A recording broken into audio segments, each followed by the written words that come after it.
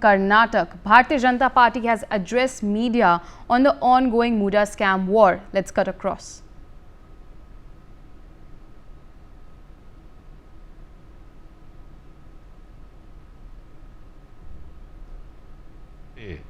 लबरेज हो रहे राहुल गांधी से मैं पूछना चाहता हूं कि आरोपी नंबर 1 के साथ आप खड़े हैं कांग्रेस के मुख्यमंत्री पर सीधे आरोप निर्धारित करने या प्रथम दृष्टया उन्हें दोषी मानने के स्पष्ट संकेत दे रहे हैं। कर्नाटक में कांग्रेस के मुख्यमंत्री श्री सिद्धारमैया के विषय में MUDA scam Mysore urban development authority में जिस प्रकार से उनके परिवार ने जमीन का दुरुपयोग करके और सरकारी अथॉरिटी का दुरुपयोग करते हुए भारी संपत्ति बनाई, उस विषय में न्यायालय ने यह निर्णय दिया है जिसमें मुख्यमंत्री श्री सिद्धारमैया को आरोपी नंबर 1 बनाया है। Chief minister is the first and prime accuse in this. और महत्वपूर्ण बात यह है, यह कोई सेंट्रल एजेंसी ने जांच नहीं की है, किसी ने अपनी तरफ से जाके अर्जी नहीं दी है, यह कर्नाटक के लोकायुक्त कोर्ट में यह निर्णय आया है। यानी जो आरोप कांग्रेस पार्टी लगाती थी, यह केस इसलिए बिल्कुल भिन्न है कि कर्नाटक में आपकी सरकार है और कर्नाटक के लोकायुक्त के द्वारा यह निर्देश आया है कि मूडा स्कैम में न सिर्फ सिद्धारमैया जी और उनका परिवार दोषी है, बल्कि वो आरोपी नंबर 1 है। तो अब मैं राहुल गांधी जी और सोनिया गांधी जी से पूछना चाहता हूं कि आप भ्रष्टाचार के आरोपी नंबर 1 के साथ खड़े हैं या नहीं। और इसमें तो दूर दूर तक केंद्र सरकार की किसी भी एजेंसी की कोई भूमिका नहीं है। यह तो आपके अंदर के जो स्वयं के किए हुए कृत्य हैं, कारगुजारियां हैं, वो खुद ब खुद उभर कर सामने आई हैं।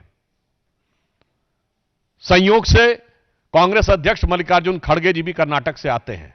जब से कर्नाटक में इनकी सरकार आई है, भ्रष्टाचार और अव्यवस्था दोनों चरम पर है। और अधिक उल्लेखनीय बात यह है कि सिद्धारमैया जी अभी कुछ दिन पहले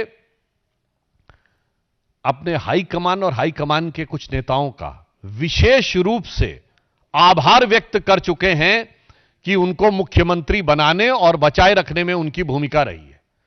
यानी अब वो हर एक प्रयास कर रहे हैं कि ये व्यवस्थित रूप से जांच न होने पाए अथवा किसी बड़ी जांच एजेंसी को न जाने पाए। इसलिए हमारा बहुत सीधा सवाल है कि ये भारत के इतिहास के उन चंद दुर्लभ केसेस में से एक है जब किसी राज्य के सिटिंग चीफ मिनिस्टर को फर्स्ट एक्यूज बनाया गया हो। It is one of the rarest case, a few rare cases of Indian history in which the sitting chief minister of a state has been made first accused or accused number 1. तो अब राजनीति में नई सोच लाने के 99 के उबाल से लबरेज हो रहे राहुल गांधी से मैं पूछना चाहता हूं कि आरोपी नंबर 1 के साथ आप खड़े हैं या नहीं। यह कांग्रेस के भ्रष्टाचार के चेहरे को बहुत साफ कर रहा है।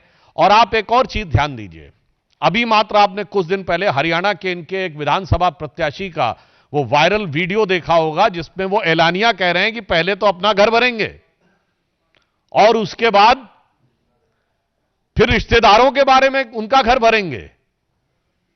और जो आज मूडा स्कैम पे ये इंडिकेशन आया है कोर्ट की तरफ से, लोकायुक्त की तरफ से, तो वो दिख रहा है कि जो हरियाणा में आपका विधायक का प्रत्याशी कह रहा है वही कर्नाटक में आपका मुख्यमंत्री कर रहा है कि पहले अपना घर भरेंगे फिर रिश्तेदारों का घर भरेंगे। और इवन ये भी उन्होंने एक ऑब्जर्वेशन दिया है कि 1998 से 1998 से लेके आज तक अनेक मौकों पे वर्तमान मुख्यमंत्री सिद्धारमैया जी का उसमें इन्वॉल्वमेंट प्रतीत होता है।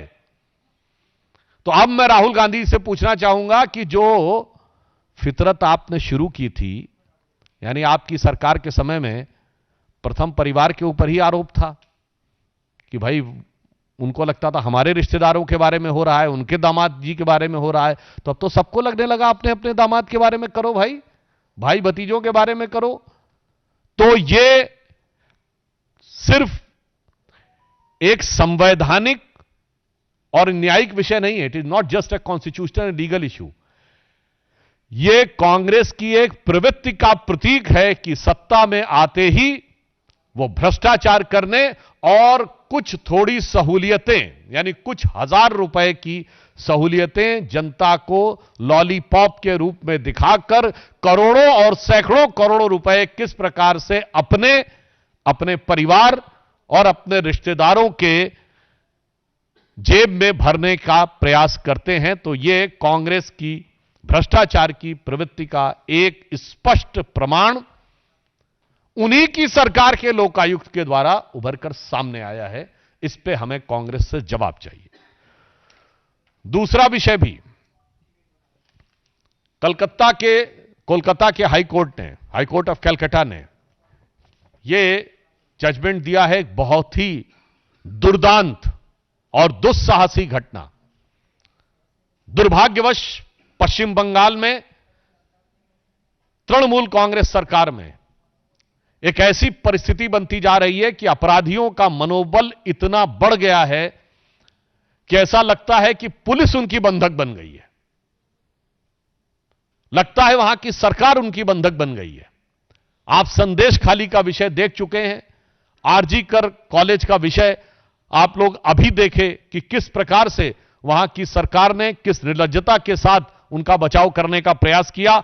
और यह विषय जो आया है कि एक सिटिंग आईएएस ऑफिसर की पत्नी के साथ 14-15 जुलाई को बलपूर्वक बलात्कार किया जाता है और उसके बाद उसे दबाने का प्रयास किया जाता है पुलिस के द्वारा। Meanwhile, some reactions are pouring in. Let's listen in. There is no other option. They are trying to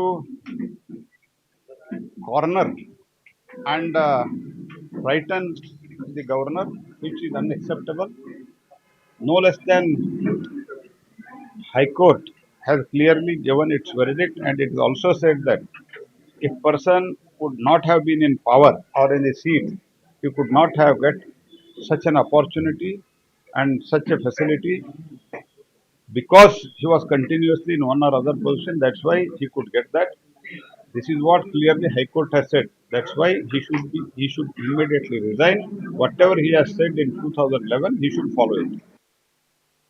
मुडा scam में सिद्धारमैया बच नहीं सकते। लोकायुक्त ने वहां एफआईआर कर दी है। अब अगर थोड़ी भी नैतिकता है तो उनको त्याग पत्र दे देना चाहिए। केजरीवाल मॉडल ना अपनाएं कि जेल जाएंगे तब भी नहीं देंगे।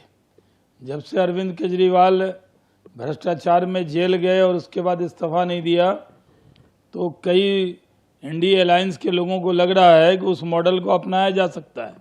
लेकिन कर्नाटक की जनता पूरी जोर शोर से मांग कर रही है कि सिद्धारमैया गद्दी खाली करो। For more such videos, subscribe to the NewsX YouTube channel, hit the bell icon.